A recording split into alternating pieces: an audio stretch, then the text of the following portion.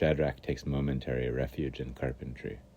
Until now, that fashionable cult had been mere amusement for him, a source of relaxation and release, rather than the quasi-mystical focus that it is for many of its adherents.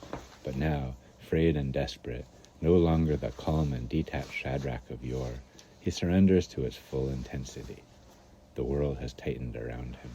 Fear and pain have begun to seep into his soul, and the only antidote he knows for that is submission to some force greater than himself, some all-encompassing power. In genuine spiritual need, he wants not the fanciest chapel, but the one most readily accessible, the one that will enable him most quickly to find surcease from pain. It is a starkly functional, no-nonsense sort of chapel, lacking in any religious or pseudo-religious iconography. He selects a vacant bench. Shining, well-oiled tools have been arranged along and around it with an eye for symmetry and neatness that is positively Japanese. Chisels of many sizes in a precisely ordered row, an assortment of hammers and mallets, pincers, compasses, bevels, files, tri-squares, and rules.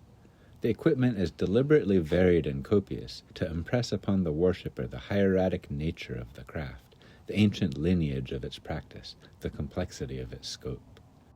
A strange solemnity steals over him as he makes ready to enter the customary initial state of meditation. In the past, having come to the chapel for nothing more than a relaxing couple of hours of cutting and joining, seeing the whole experience as an amusement on the same level as a round of golf or a game of billiards, he has approached this stage of the ceremony in a casual and amiable way, accepting it as part of the tradition, something that one does merely to get into the spirit of the thing, the equivalent of a golfer's ritualized practice swings, or a billiard player's careful chalking of the cue. But this time, as he presses both hands flat against the workbench and bows his head, he feels neither flippant nor stagily ostentatious. He is aware of a numinous presence all around him, and he grows somber and reflective as it enters his soul. In the meditation, one first must consider the tools, their form and divine essence. One must visualize them and name them. This is a tenon saw, this is a dovetail saw, this is a gimlet, this is a bradawl.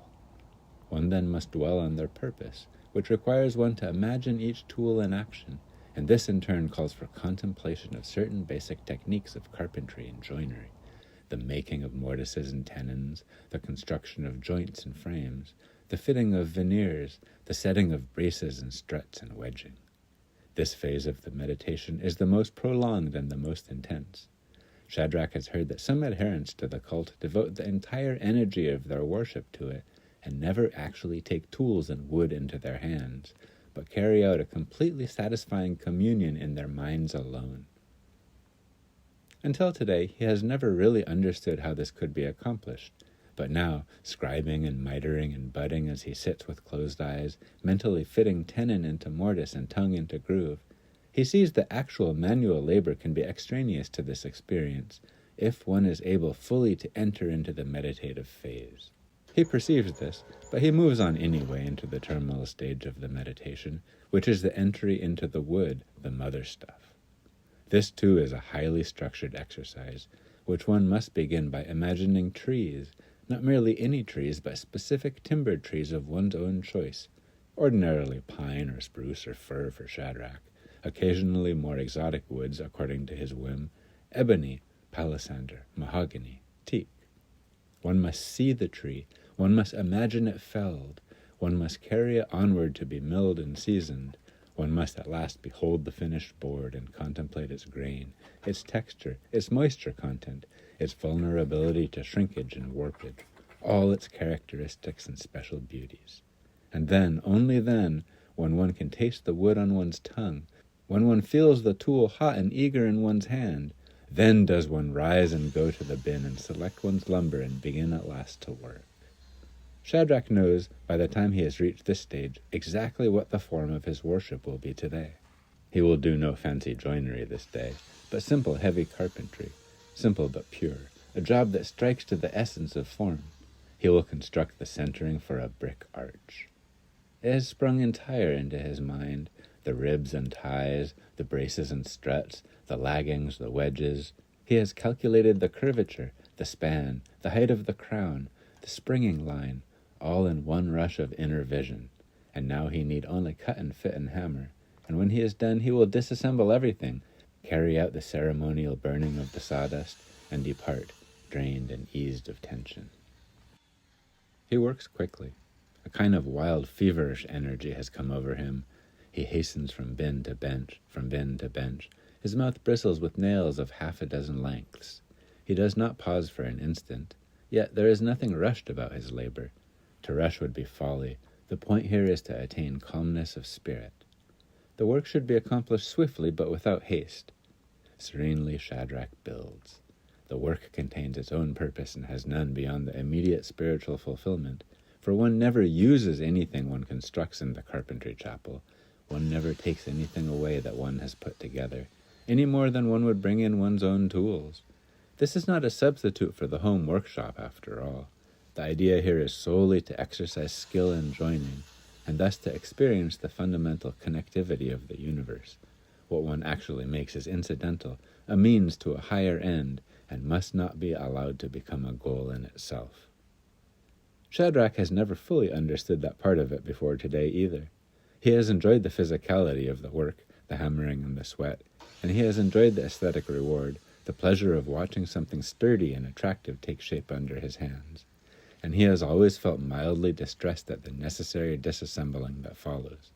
Because he has never seen the carpentry cult as anything more profound than tennis or golf or bicycle riding, he has never attained those farther reaches of the spirit which he has heard are available to the communicants here.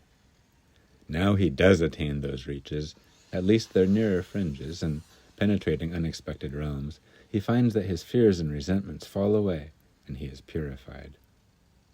No doubt one can just as readily attain the same tranquil place through tennis or golf or bicycle riding, Shadrach realizes. The means is unimportant, only the state of consciousness towards which one journeys matters. He sees his arch acquiring form.